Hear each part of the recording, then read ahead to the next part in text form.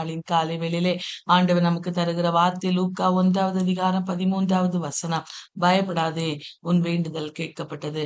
அன்பான தெய்வ பிள்ளைகளே, இந்த காலை வேளையிலே அநேக நாட்களாய் நான் ஏதோ ஒரு காரியத்துக்காக ஜெபித்து கொண்டே இருக்கிறேன். என்னுடைய ஜெபங்களுக்கு பதில் வரவில்லை என்ற கேள்விக்குறிகளோடு பலவிதமான குழப்பங்களோடு நீங்க இந்த வார்த்தைகளை ஒருவேளை கேட்டுக்கொண்டிருக்கலாம்.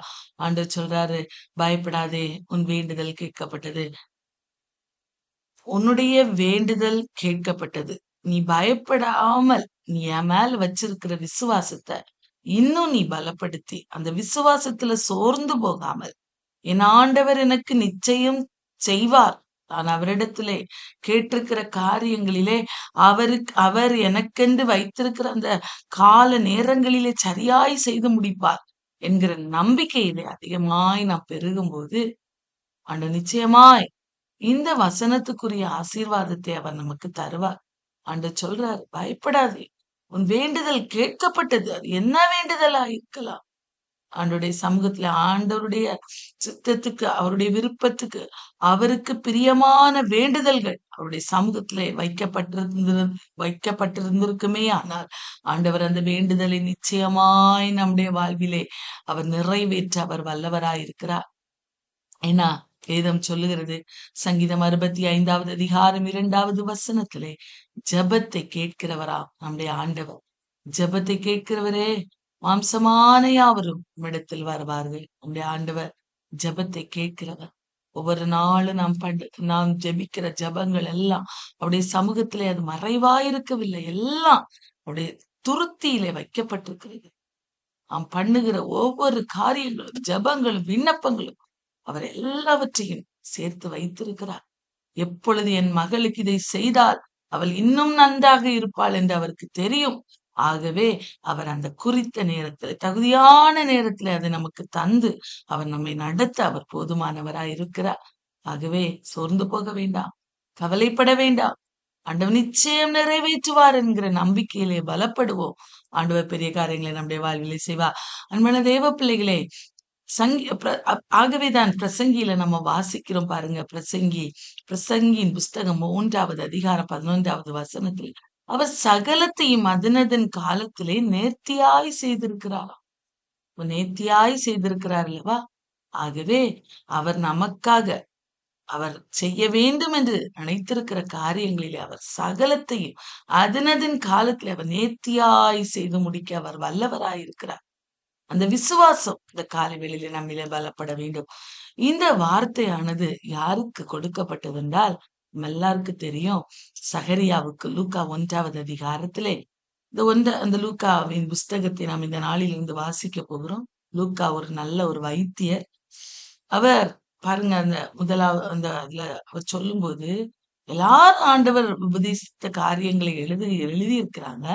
ஆனா நான் அதை திட்டமாய் விசாரித்து அதன் வார்த்தைகள் அது எப்படி நடந்தது என்று ஒழுங்காய் எழுதுவது எனக்கு நலமாய் தோன்றிற்றாம். அதனால அவர் எல்லாவற்றையும் சரியாக ஆராய்ந்து எல்லாரிடத்திலும் கேட்டு அறிந்து அந்த லூக்கா புஸ்தகத்தை அவர் எழுதுகிறார். பரிசுத்த ஆவியானவரால் ஏவப்பட்டு அவர் எழுதுகிறார். அதிலே யோவான் தீர்க்கதரிசி, யோவான் அந்த சுவிசேஷகன் பிறந்த அந்த காரியங்களை 1 அதிகாரத்திலே வேற எந்த சுவிசேஷ புஸ்தகத்திலும் இது சொல்லப்படவில்லை. அதை அவர் எழுதியிருக்கிறார். அன்பான தெய்வ பிள்ளைகளை திட்டமாய் விசாரித்து கரெக்டா, அவர் படித்தவர் அல்லவா? அவருக்கு ஆண்டவர் கொடுத்த ஞானத்தை உபயோகப்படுத்தி அவர் எழுதியிருக்கிறார். பிரியமானவர்களே, பாருங்க, அங்கே பார்க்கும்போது சகரியா ஆசாரிய வகுப்பில சகரியா என்கிற ஒரு பெயர் கொண்ட ஒரு மனிதர் இருந்தார், ஆசாரியன் இருந்தார். இயேசு கிறிஸ்து இந்த உலகத்திலே வந்து அவர் ரத்தம் சிந்துகிற வரைக்கும் நியாய பிரமாணத்தின் காரியங்கள் எல்லாம் நிறைவேற சொல்லப்பட்டிருக்கிற காரியங்களின்படிதான் ஜனங்கள் ஆண்டவரை ஆராதித்துக் கொண்டிருந்தார்கள். சகரியா அங்கே அவன் ஆசாரியனாக இருந்தார். அவனுடைய அவனுடைய மனைவியின் பெயர் எலிசபெத். இவர் இருவருக்கும் குழந்தை இல்லாத ஒரு காரியம் காணப்பட்டது. அவர்கள் வயது சென்று முதிர்ந்தவர்களாய் இருந்தார்கள். வேதம் சொல்கிறது, இருவரும் வயது சென்றவர்களாய் இருந்தார்கள். அவர்களுக்கு பிள்ளை இல்லாதிருந்தது, மலடியாயிருந்தாள் என்று வேதம் சொல்லுகிறார். மனதேவ பிள்ளைகளே, என்று வாசிக்கும் போது இந்த வசனம் என்னுடைய வாழ்விலே அது மிகவும் அந்த இருதயத்திலே அது ரொம்ப பதிந்த ஒரு வசனமாய் காணப்பட்டது. ஏன்னா, அவர்கள் இருவரும் கத்தரிட்ட சகல கற்பனைகளின்படியும், நியமங்களின்படியும் குற்றமற்றவர்களாய் நடந்து, தேவனுக்கு முன்பாக நீதி உள்ளவர்களாயிருந்தார். அன்பான தேவ பிள்ளைகளே, அநேக நேரங்களில என்னுடைய வாழ்விலும் அப்படிதான். நம்ம அநேக நேரங்களில கேள்வி எழுப்புகிறோம். ஆண்டவருக்காக நிற்கிறேனே, ஜெபிக்கிறேனே, வேதத்தை தினமும் வாசிக்கிறேனே, எவ்வளவு ஆண்டவருக்காய் சிறு பிராயம் முதல் பக்தி உள்ளவளா இருக்கிறேனே, என் வாழ்வில ஏன் இவ்வளவு காரியங்கள் டிலே ஆயிட்டு இருக்கு? ஏன் ஆசீர்வாதங்கள் தடையா இருக்கிறது? என்று நாம நினைக்கிறோம் பிரியமானவர்களே. அதே போலதான் இந்த சகரியாவும் எலிசபெத்தும் பாருங்க, ஆண்டவர் இட்ட சகல கற்பனைகளின்படியும் நம்மங்களின்படியும் குற்றமற்றவர்களாய் நடந்து நீதியுள்ளவர்களாய் இருந்தார்களாம். அப்படி அவர்கள் நடந்த போதிலும் அவருடைய வாழ்விலே குறைவுகள் இருந்தது. அவருடைய வாழ்விலும் சில நேரங்களில சில காரியங்கள் தாமதமாகலாம், சில காரியங்கள் நடக்காமல் டிலே ஆயிட்டே இருக்கலாம். ஜெப விண்ணப்பங்கள் கேட்பதற்கு பல காரியங்கள் ஒருவேளை அது தடையா இருக்கலாம்.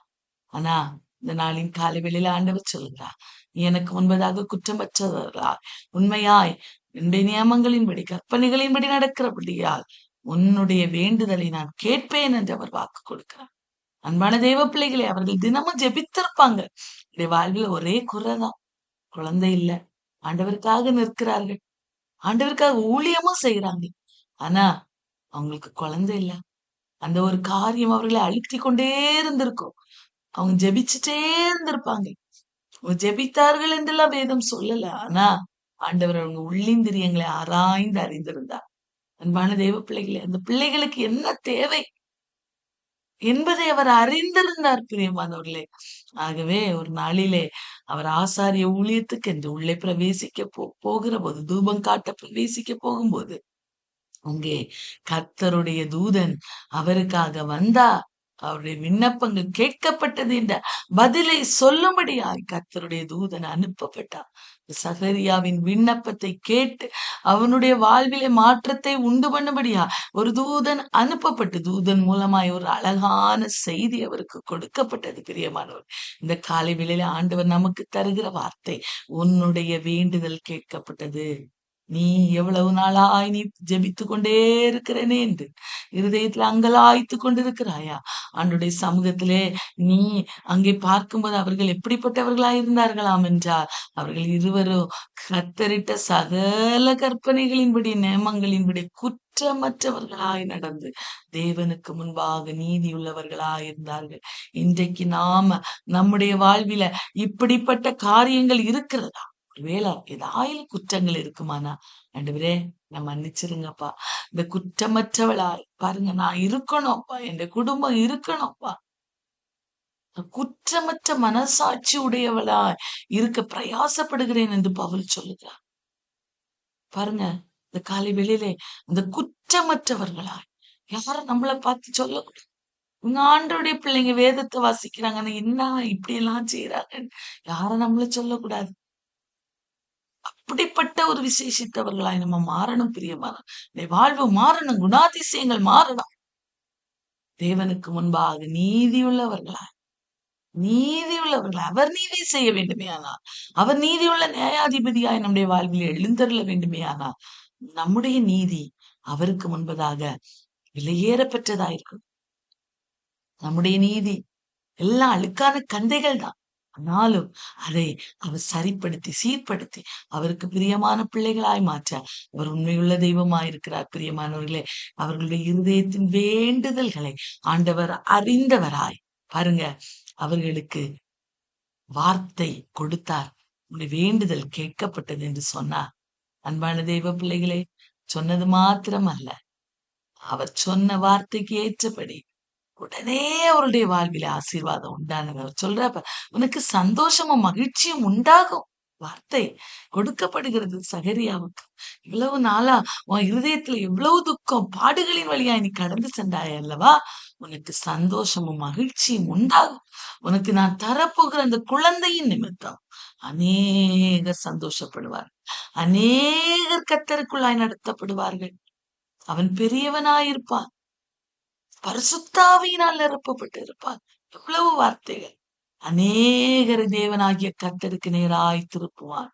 இத்தனை வார்த்தைகள் சகரியாவுக்கு கொடுக்கப்பட்டது. ஒரு குழந்தையை தான் கேட்டார். ஆனா ஒரு பெரிய தீர்க்கதரிசியை ஆண்டவர் சகரியாவுக்கு கொடுத்தார். பாருங்க, இயேசு கிறிஸ்துவே யோவான் மூலமாய் தான் ஞானஸ்நானம் பெற்றார். இயேசு கிறிஸ்துவுக்கு முன்பதாக கர்த்தருக்கு வழியை ஆயத்தப்படுங்கள், அவருக்கு பாதைகளை செவ்வை பண்ணுங்கள் என்று வனாந்தரத்திலே கூப்பிடுகிற ஒரு சத்தத்தை உடையவராய் அந்த யோவான் வெளிப்பட்டார். பிரியமானவர்களே, அன்பான தெய்வ பிள்ளைகளே, இந்த காலவேளையிலே நம்முடைய வாழ்விலே நம்ம ஏதோ ஒரு சின்ன ஆசீர்வாதத்துக்காக ஒருவேளை நம்ம ஜெபிச்சிட்டு இருக்கலாம். ஆண்டவர் சொல்றாரு, நீ நினைக்கிற மாதிரி இல்ல, நீ நினைப்பதற்கும் வேண்டுவதற்கும் அதிகமான ஆசீர்வாதங்கள். நீ ஏதோ ஒரு சிறிய காரியத்துக்காக ஜெபிக்கிறார். நான் அதை காட்டிலும் நீ நினைக்காத பெரிய ஆசீர்வாதத்தை உனக்கு தந்து உன்னை ஆசீர்வதிக்க நான் போதுமானவராயிருக்கிறேன். அதற்கு நீ உன்னுடைய வழியை செவ்வாய்ப்படுத்தி எனக்கு முன்பதாக குற்றமற்றவளாயிருந்து நீதியுள்ள வாழ்க்கை வாழும்போது உன் வாழ்வில் அது நிச்சயம் நிறைவேறும் என்று ஆண்டவர் இந்த காலை வெளியில வாக்கு கொடுக்கிறார். ஏசாயா 41:10 சொல்லப்பட்டிருக்கு, நீ பயப்படாது, நான் உன்னோடு இருக்கிறேன் என்று ஆண்டவர் மறுபடியும் சொல். பயப்படாது, உன் வேண்டுதல் கேட்கப்பட்டது, நான் உன்னோடு இருக்கிறேன். உன்னோடு இருந்து உன்னுடைய இருதயத்தின் வேண்டுதல்கள் விண்ணப்பங்கள் அத்தனையும் நிறைவேற்றுவேன் என்று அவர் வாக்கு கொடுக்கிறார். மத்தேயுவின் புஸ்தகம் 6வது அதிகாரம் 8வது வசனத்திலே, உங்கள் பிதாவை நோக்கி நீங்கள் வேண்டிக் கொள்கிறதற்கு முன்னமே உங்களுக்கு இன்னது தேவை என்று அவர் அறிந்திருக்கிறார். பிரியமானவர்களே, உங்களுக்கு என்ன வேணும் எல்லாம் அவருக்கு தெரியும். தகுதியான நேரத்துக்காக அவர் காத்திருக்கிறார். அந்த நேரம் வரும்போது நாம் நினைப்பதற்கும் வேண்டுவதற்கும் அதிகமான ஆசீர்வாதங்களினார் அவர் நம்மை நிறைத்து வழி நடத்த அவர் போதுமானவராயிருக்கிறார். சகரியாவுக்கு எலிசபெத்துக்கும் செய்தவர் இந்த காலை வேளையிலே நமக்கும் செய்ய வல்லவராய் நம்மத்திலே உலாவிக் கொண்டிருக்கிறார். விசுவாசிக்கிறவர்கள் எல்லாரும் ஜெபிக்க போகிறார். அதற்கு முன்பதாக நம்ம ஆண்டுடைய சமூகத்தில் நம்முடைய இருதயங்களை ஒப்பு கொடுக்க வேண்டும். பிரியமானவர்களே, ஆண்டவர் நிச்சயமா இந்த காலை வேளையிலே அவர் நமக்கு வாக்கு கொடுத்திருக்கிறார். அந்த வாக்கு இந்த நாள் முழுவதும் அறிக்கை செய்த ஆண்டவரே, வார்த்தையின்படி என்னுடைய வாழ்விலே உண்டாகட்டும் ஐயா. இதற்கு தடையா இருக்க வேண்டிய வாழ்வின் காரியங்கள் மாறட்டும், உமக்காக நிற்க உதவி செய்யும் என்று கேட்கும் போது ஆண்டவர் நிச்சயமா இந்த வசனத்துக்குரிய ஆசீர்வாதத்தை இந்த நாளிலே தந்து நடத்த அவர் வல்லவராயிருக்கிறார்.